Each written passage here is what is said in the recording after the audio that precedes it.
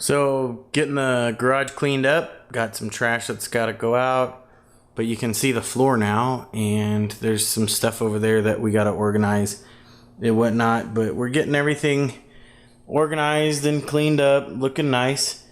But I wanted to share something with you guys that I kind of found out more information about is this chain right here. This chain, I've actually known about this chain for many years, and I've even used it, as a kid, getting myself unstuck out of the snow and stuff with my truck and whatnot. And my dad proceeded to inform me more about it now, is that we've been using this chain for as long as I've been around, the last 30 years.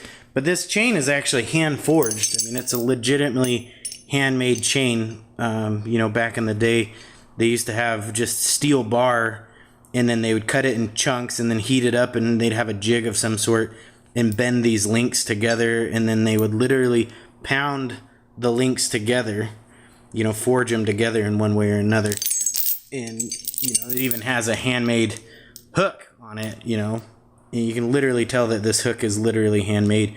But what makes this chain really interesting is that it is actually a chain that came over on the Oregon Trail with my Grandpa Ray, my dad's dad.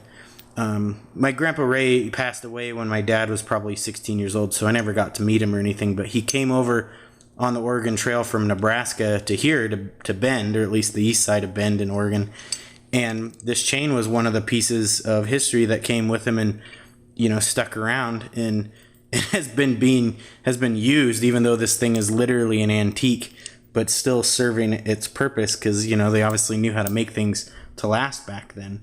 But one thing about this chain that I like a lot is it's got my family's brand on it, which is T5 bar, which is right here. If you look at it, you can see kind of a T, and then there's a 5, and then there's a bar underneath the 5. And that's our family's brand. And that's been in our family forever, for ages. So this is really, an interesting piece of our history of our family and stuff. And I thought I would just share that with you guys. I have one more thing that I want to show you. So this is a wagon wheel that came over on the Oregon Trail with my Grandpa Ray.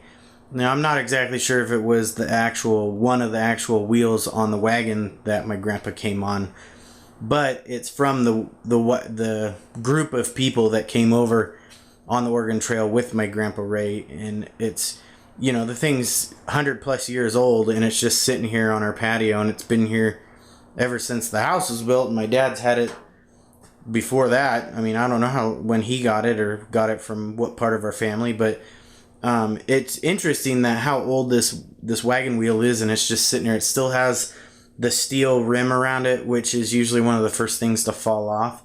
And then the spokes are still very, very well connected to the wheel, and the hub, even though it's not a machined piece of metal like we're familiar with, it's usually like a cast piece out of sand of some sort, I think.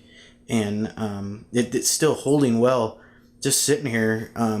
People walk by this every day when they come into our house and don't realize that it's 100 years of history just sitting there, especially since it's connected to our family. And it's just kind of interesting to see it. And it, I don't know, it's something that I feel proud of, that, my dad and I have and can appreciate. So another piece of family history, just thought you guys might get a kick out of it. So I appreciate your guys' time. Thanks for listening. If you ever have any questions, comments, or concerns, let me know. Subscribe, like, comment, blah, blah, blah. Take care. Be safe.